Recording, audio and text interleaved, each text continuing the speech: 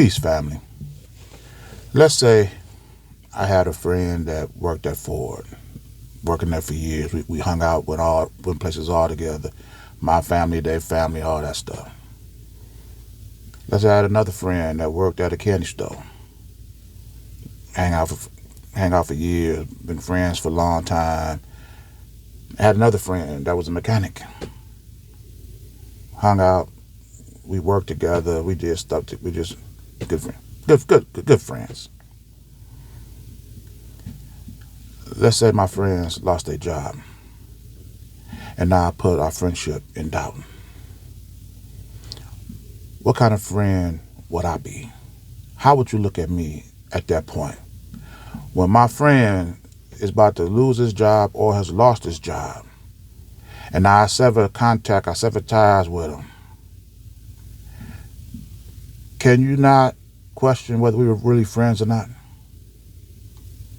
Would that be difficult to question, were we ever truly friends? I say all that to say this. Clarence Thomas, Justice Supreme Court Judge, who was under scrutiny for hanging around, gallivanting with all these billionaires on these exclusive yachts, taking all these lavish trips. They're buying him all these gifts. I think they even bought him a home. And Clarence Thomas is saying that, the billionaires have nothing to do with me hanging out with them. We've been friends for years, lifelong friends for years. Well, they just interviewed one of his so-called friends.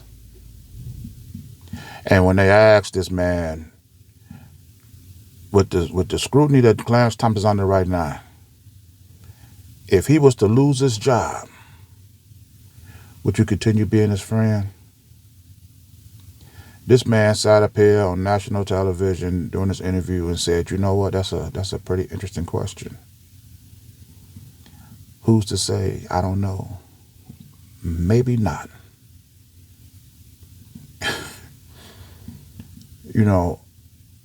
I would love to see the look on Clarence Thomas' face when he saw this interview. It's sad when you have a black man reach the level of Supreme Court judge, and you sit up here and you boast and brag on your friendship, and as soon as your relationship with this guy jeopardizes your job, now this billionaire say we may not even be friends at all if he loses his job.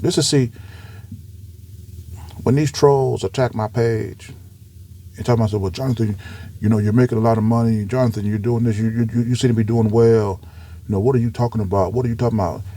What I'm talking about is this. Yeah, I make a lot of money. Yeah, I'm doing pretty well. But the thing is, I don't own or control any other mechanisms I need to sustain my way of life. It all hinges on me maintaining my job that I have right now. That is what I'm talking about. As soon as your usefulness come to an end to these people, I don't care how you laugh and giggle, how many times they pat you on your back. Happy to see you come, waving at you goodbye when you leave.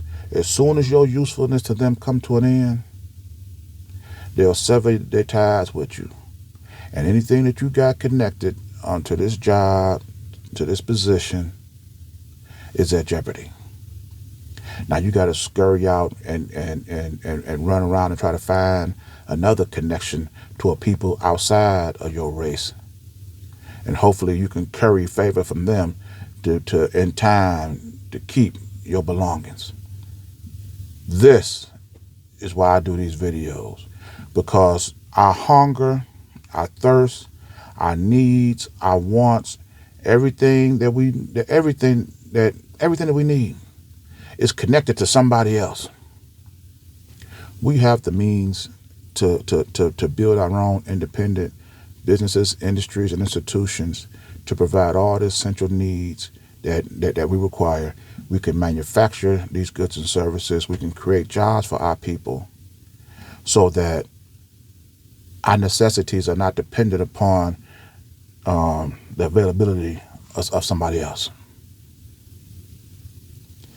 And let me put this notion to an end that there's not all white people are like that, or not all white people are bad. The crazy thing about that is this: that one good white person that you're hanging all your hopes on will never be seen gallivanting across the country with Supreme Court judges.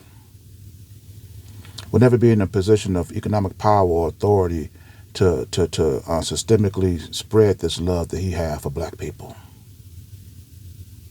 This so-called good white guy that you waiting on, this white savior, can never undo, stop, or slow down the racist oppressive system that systemically holds down my people. As a matter of fact, he's probably 2 nickels above the poverty line himself. But he'll equate his unhappiness to yours just to keep you within the system. It's amazing that 150 something years beyond slavery, knowing that the only reason why we were enslaved was to build this system for them, and then they release us, and then we attach our homes, our ability to provide for our families to the same people who oppressed us. And here we are 150 something years beyond slavery, and we still have not maintained or established not one industry that we can create essential needs for our people. Just imagine if we collected with the black farmers and built our own independent food chain, string of supermarkets, and mandated to our black farmers to grow healthy foods, healthy fruits and vegetables, and serve our people. Just imagine the health benefits attached to that. All these black men and women that's graduating out of college with medical degrees, nurses, all this. Where's our hospitals? Just so we just so we can maintain our health. The thing is, you had all these people that's been arrested for this January 6th insurrection, trying to overthrow a government. And people always warning me that I could be next. I could be thrown in jail. I could be assassinated. They're going to kill you. But I'm not trying to overthrow anything. I'm not trying to take anything from white people.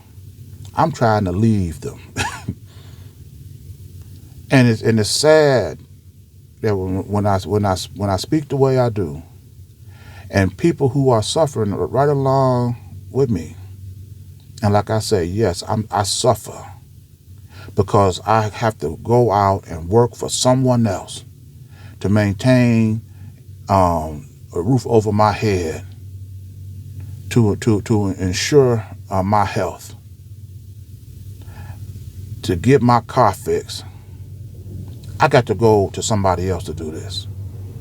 There is no internal means for black people to sustain their own way of life. So yes, I'm suffering. And I know that my people are all around me. We don't have no connection. We don't have no network. And all because everything that we do is connected to people who will sever ties with us just as soon as you lose your job. Clarence Thomas is about to lose his job because of his friendship with this billionaire. And when he do, that billionaire is done with him.